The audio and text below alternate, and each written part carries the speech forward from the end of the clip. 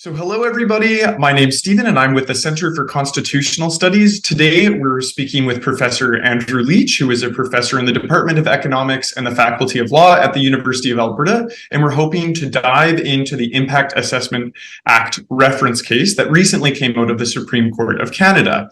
And so to start us off, we'd love to hear from Professor Leach on some background. What is this act? What does it do? And how did it end up at the Supreme Court? Sure. So the Impact Assessment Act is, I guess, the third or fourth, depending on how you define it, iteration of federal environmental assessment legislation. So originally, before 1992, there was a guidelines order that law students will know from the Old Man River case as to how the federal government assessed broader environmental impacts before issuing Fisheries or Navigable Waters Act permits. There was CN 1992, and then the Harper government in 2012 redid that legislation to narrow the number of assessments, change the scoping a little bit, and also add in sort of different federal decision-making requirements and procedures.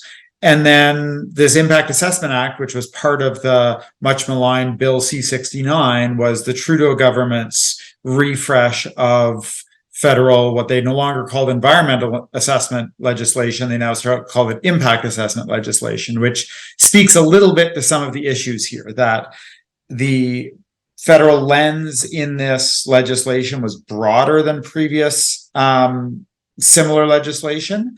So it allowed effectively the federal government to oversee, assess, and arguably veto a much larger range of projects, and on the basis of not simply existing federal legislation like the Fisheries Act or the Navigable Waters Act, but on the basis of a broader public interest determination that included a wide range of what the law asserted to be federal jurisdiction. So how did it end up at the Supreme Court? I guess it ended up at the Supreme Court via a federal appeal of a ruling in a reference case in the Alberta Court of Appeal that was in a reference case brought by Alberta Premier Jason Kenney challenging the constitutionality of two things, the Impact Assessment Act and the project identifying regulations associated with it. But more properly, I think what's interesting is that it wasn't just it was an Alberta reference case, but there was almost every province aligned at the Supreme Court arguing against the constitutionality of this piece of legislation. So went probably far beyond just the objections of Jason Kenney. And so the hearings for that, where all the provinces came forward, occurred in March of 2023. And now we're in October of 2023, and the decision has been released. And so could you speak to some of the high-level summary of what the result in the case was? Sure. So I think it's useful to think of the legislation in three parts. Does your project need an assessment? How does the federal government make that assessment? And then how do they make a decision on the project given that assessment? The court looked at those three things. And the first thing they said is the front end of the act presumes federal decision-making authority over too broad a range of projects and effectively allows the federal government to designate any possible development for assessment. And so the court took issue with the range of that and a definition of what the legislation called effects under federal jurisdiction. So that's too broad. Then there's the assessment part where the court says, generally speaking, federal governments are allowed to look beyond areas of their jurisdiction in deciding how to exercise their jurisdiction. So, for example, federal government might not have jurisdiction over an oil sands project, but it can certainly consider the royalties from oil sands projects when it's assessing a pipeline. Federal government can't assign oil royalty or can't legislate directly in relation to the oil production, but it can think about it. And this rationale goes back to Justice Laforêt and Old Man River. So that doesn't really change very much. And that might matter. A lot of the heat and light around this act was based on the degree of or the range of assessed elements along with the project. So that created some nervousness for people. But I think that was largely untouched in a way in the court decision. The next piece was Justice Wagner going over in the majority opinion how the public decision is made, or what was called the public interest decision, which is the federal government essentially deciding, can this project go ahead? And the really interesting part for me there was that the court sort of lands and says, well, that communicates that you're making an overall decision about this project. You're going beyond your abilities, just in the way that's framed. And had you stuck with what was in the previous legislation, that the effects are justified, the effects in federal jurisdiction are justified given the circumstances, okay, that's a reasonable grounds for federal assessment, as long as your effects that you're making that determination on also fall within federal jurisdiction. So the court ended up determining that the front end of the legislation and kind of the decision-making parts of the legislation were putting too much power in the hands of, too much delegated power in the hands of the assessment agency, and then also in the hands of the minister.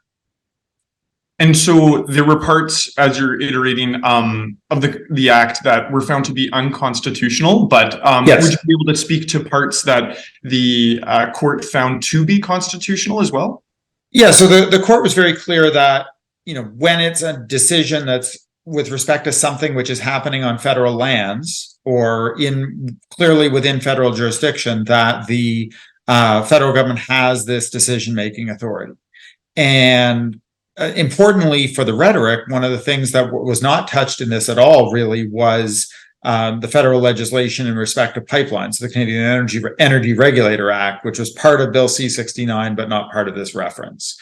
And the court also, although it took issue with all of those parts that I talked about, it was very clear to say that the federal government does have the scope for environmental assessment, and there are broad areas of federal jurisdiction here.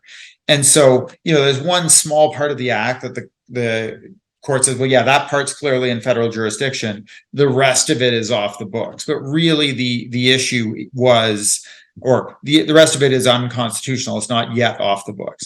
But the real issue was the breadth of the definition of effects of federal jurisdiction, the breadth of the listing of projects, and the sort of scope of the public interest decision. So it wasn't the court saying you can't do this, it was the court saying you can't do this with this broad a toolkit.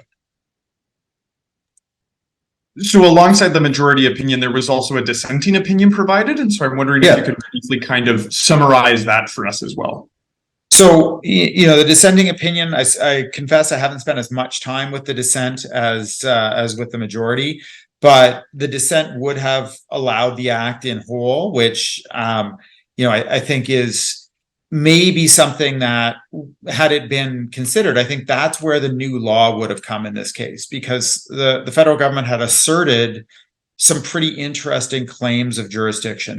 They asserted that there was broad identified federal jurisdiction over transboundary pollution. There was identified jurisdiction of the federal government to enact an amended treaty. So, you'll remember that odd treaty power that exists in our constitution that says, well, the federal government can enforce treaties between the British Empire and another party. The Migratory Birds Act has been amended multiple times since that was the case, but the federal government kind of asserted that even in this amended state that they still had the legislative authority to enact the terms of the treaty.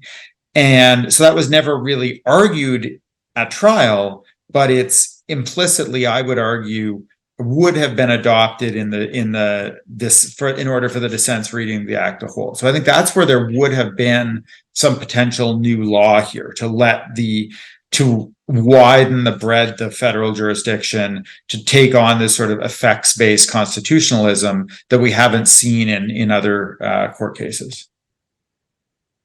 And so acknowledging that at the end of the day, the majority opinion is what rules and provides further direction, and that here the majority opinion has found that the act is unconstitutional, but has really affirmed that there is federal jurisdiction in a lot of this area, and it just needs to be articulated appropriately. Just wondering what may happen next. Where do you think the situation will go? Well, I think, you've seen from the federal ministers already comments that two things. One was about the actual mechanics of the act, that they say, well, in practical terms, what the court tells us we can do is what we've been doing anyway. I think to me, that's not satisfactory. If that's what you wanted to do, you should have written an act that was more narrow in scope. But I think their view has been that there are relatively minor, at least in textual terms, amendments to this act that will make it constitutional. I think it will be interesting to see to what degree the federal government decides to maintain some of these assertions over, for example, the migratory birds power, the transboundary pollutants power that they claim to have, but didn't argue in the amended legislation. And then, of course, there's always the possibility, I think it's probably remote right now, but there is the possibility that, like the securities legislation, that you see a case go back to the Supreme Court to say, we have modified the legislation and seek the court's advice immediately on those modifications. I doubt we'll see it, but that's certainly possible. So we're at the end of this part of the story, but not at the end of the entire story. Certainly, it sounds like. No, I think you're going to see amended federal legislation. The federal government's not going to vacate the field.